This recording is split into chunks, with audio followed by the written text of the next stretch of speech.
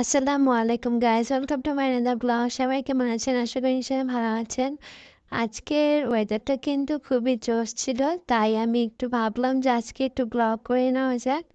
তারপরে এখন সকাল সকাল আমি বের হয়ে গেছি আমার জবে যাওয়ার জন্য। দেন আমি রেডি হয়ে এখন আমি বাসা থেকে বের হয়ে গেছি। তারপর এখানে হাতে কিছু ডকুমেন্ট ছিল, যেখানে আমি আমার চাকরিতে যাব সেখানে কিছু ডকুমেন্ট ছিল। তারপর এখানে আমি রোড ক্রস করে নিচ্ছিলাম। দেখুন কত সকাল, আশেপাশে কোনো গাড়িও নেই, মানুষও তেমন দেখা যাচ্ছে না। অ্যান্ড এখন আমি আমার স্কুলের রোডে চলে আসছি। তারপরে এখন আমি আমার স্কুলে ঢুকে যাব।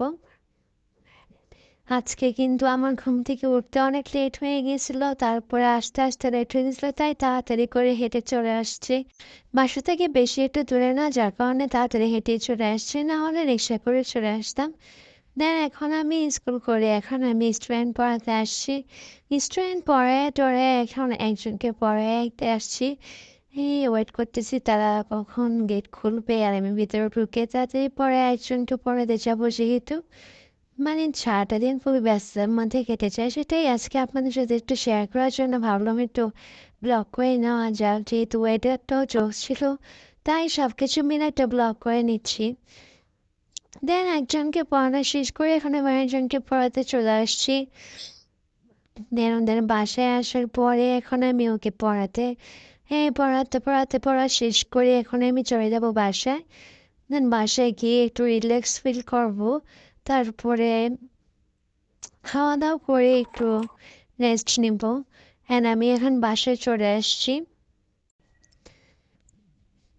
দেখুন আমি কতটা টায়ার্ড বাসায় আসার পরে। অ্যান্ড বাসায় এসে আমার শাওয়ারটা সেরে নিয়ে এখন আমি খাবার খেয়ে নিব।